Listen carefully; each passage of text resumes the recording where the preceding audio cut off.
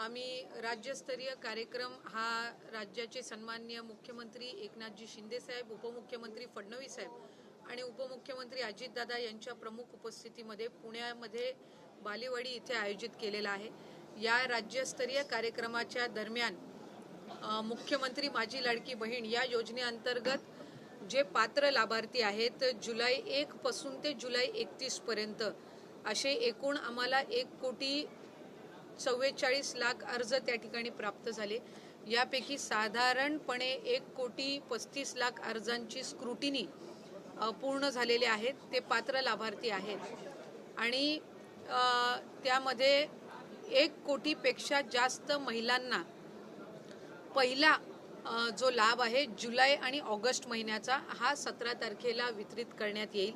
साधारणपणे 27 लाख असे अकाउंट्स आहेत जे आधार कार्ड सीडेड नाही आहेत, म्हणजे लिंक्ड त्यांच्या अकाउंटशी नाही आहेत।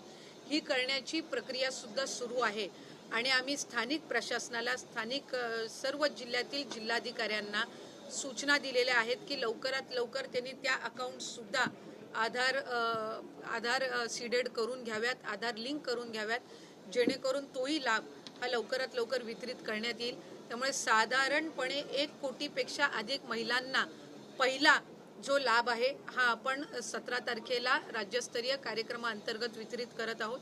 त्यावेळेला एकाच वेळेला त्या जिल्ह्याच्या ठिकाणी तिथले जिल्ह्याचे पालकमंत्री यांच्याही हस्ते त्या निमित्ताने तो कार्यक्रम होईल आणि तिथं सुद्धा मोठ्या संख्येने माता भगिनींना जे पात्र लाभार्थी आहेत त्यांना एकाच वेळेला तिथं त्यांच्यासोबतही संवाद साधण्यात येईल। या व्यतिरिक्त दर 10 दिवसाच्या गॅपमध्ये जसे जसे लाभार्थी पात्र होत जातील, जसे जसे त्यांची स्क्रुटिनी होत जाईल तसा तसा हा लाभ वितरित करण्यात येणार आहे। त्याच्यामुळे आत्ता जे 1,35,00,000 अप्रूव्ड अर्ज आहेत यापैकी 26-27 लाख साधारण असे आहेत की जे आधार कार्डशी त्यांचे अकाउंट लिंक नाही आहेत। तर ती प्रक्रिया जी आहे ही स्थानिक प्रशासनाच्या माध्यमातून वेगाने सुरू आहे आणि 1,02,00,000 असे अर्ज आहेत, पात्र आहेत लाभार्थी ज्यांचे अकाउंट्स आधार कार्ड जे आहेत ती सीडिंग झालेली आहे। त्याच्यामुळे त्यांना पहिल्या टप्प्यामध्ये आम्ही लाभ वितरित करत आहोत आणि लवकरच जे उर्वरित लाभार्थी आहेत यांचा सुद्धा टप्प्याटप्प्याने लाभ हा मुख्यमंत्री माझी लाडकी बहीण या योजनेअंतर्गत दिला जाणार आहे। 17 तारखेला जो कार्यक्रम आहे त्याच्यामध्ये जुलै आणि ऑगस्ट या दोन्ही महिन्याचा लाभ वितरित करण्यात येणार आहे। त्याच्यानंतरच्या कालावधीमध्ये जसे जसे पात्र लाभार्थी आणि त्यांचा अकाउंट लिंकेजचं जे टेक्निकल काम पूर्ण होत जाईल तसं तसं त्यांच्या अकाउंटला डीबीटी हे करण्यात येईल। त्याच्यामुळे कुठल्याही पद्धतीनं कुठल्याही लाभार्थ्यांनी हा मनामध्ये संशय आणू नये किंवा शंका घेऊ नये की मग 1,02,00,000 महिलांचे झाले मग आणखीन आमचे डीबीटी झाले का नाही। तर प्रत्येक लाभार्थी जो पात्र लाभार्थी आहे याच्या अकाउंटला डीबीटी होणार आहे आणि जुलै आणि ऑगस्ट दोन्ही महिन्याचा लाभ हा त्यांना देण्यात येणार आहे। त्यामुळे ऑगस्ट महिन्याचे जे काही अर्ज आमच्याकडे प्राप्त झालेले आहेत त्याची स्क्रुटिनीची प्रोसिजर सुरू आहे। जो पहिल्या टप्प्यात आपण देत आहोत ते 1 जुलै ते 31 जुलैपर्यंत जे जवळपास 1,40,00,000 पेक्षा जास्त जे प्राप्त अर्ज झाले त्यांचा आपण लाभ हा पहिल्या टप्प्यामध्ये देणार आहोत आणि ऑगस्ट महिन्यामध्येच लगेचच 10 दिवसांनी ऑगस्ट महिन्याचे जशा जशा स्क्रुटिनी होत जातील तसं तसं त्यांचाही लाभ हा वितरित केला जाणार आहे। योजनेसाठी त्यांना सरकारचं कौतुक होते, मात्र काल रवी राणा यांच्याकडून एक प्रतिक्रिया आली की जर तुम्हाला ही योजना दिली जाते तर त्याचं मतामध्ये रूपांतर झालं पाहिजे, अन्यथा हे पैसे आम्ही वापस करतो। नाही, हे दुर्दैवी आहे की कुठल्याही लोकप्रतिनिधींनी अशा पद्धतीचं भाष्य करणं हे चुकीचंच आहे। कारण महायुतीच्या सरकारने, शासनाने ही योजना जी आणलेली आहे ती गरीब आणि गरजू ज्या महिला माझ्या माता भगिनी आहेत यांच्यासाठी हा सन्मान निधी त्यांनी वितरित करण्याचं आणि ही मुख्यमंत्री माझी लाडकी बहीण योजना ही आणलेली आहे। कुठेही महायुतीच्या सरकारच्या मनामध्ये सन्मान्य मुख्यमंत्री, दोन्ही उपमुख्यमंत्री, मंत्रिमंडळातील सर्व सहकारी किंवा त्या विभागाची मंत्री म्हणून असा कुठलाही मानस आमचा नाही आहे। लोकांपर्यंत ही योजना पोचावी, त्याचा त्यांनी अधिकाधिक लाभ घ्यावा हेच या योजनेचं उद्दिष्ट आहे। ही योजना कुठेही बंद होणार नाही आणि कोणावरही कुठल्याही पद्धतीनं असं जर कोणी स्टेटमेंट करत असेल तर माझी आपल्या माध्यमातून त्यांना विनंती राहील की अशा पद्धतीचे कृपा करून आपण गैरसमज हे महाराष्ट्राच्या जनतेसमोर पसरवू नये। सुप्रीम कोर्टामध्ये एक सुनावणी झाली, पुण्याच्या एका जमीन अधिग्रहण प्रकरणात एका व्यक्तीने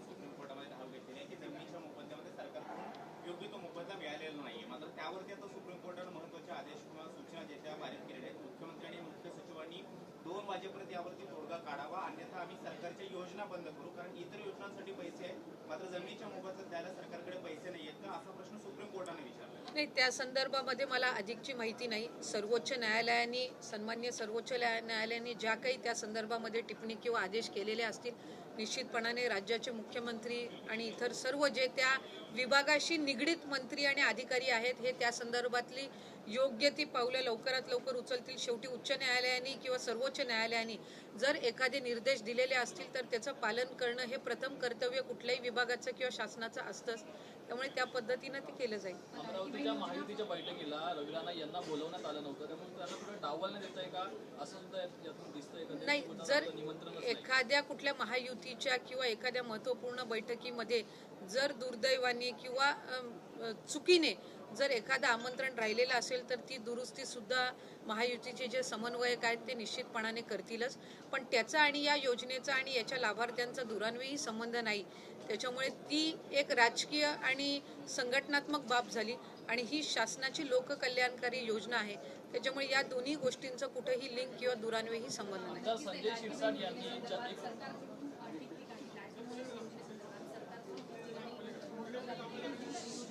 लाभार्थी आहे असं दुसरीकडे विरोधक असं म्हणतात की फक्त 3 महिन्यांसाठीच आहे आणि फक्त निवडणुकी. कदाचित विरोधकांच्या मनामध्ये असेल की ही चा विचार खरं तर गांभीर्याने महाराष्ट्राच्या जनतेने करणं गरजेचं आहे. कारण आज ज्या वेळेला एखादी कल्याणकारी योजना, लोकहिताची योजना, माझ्या माता भगिनींच्या साठीची योजना जर या महायुतीच्या सरकारने आणली असेल, जर खऱ्या अर्थानं ते महिलांना सक्षम करत असतील तर या योजनेबाबत विरोधकांनी आक्षेप घेण्याचं काही कारण नाही. दुटप्पी भूमिका ठेवून त्या ठिकाणी ते हे वक्तव्य करत आहेत.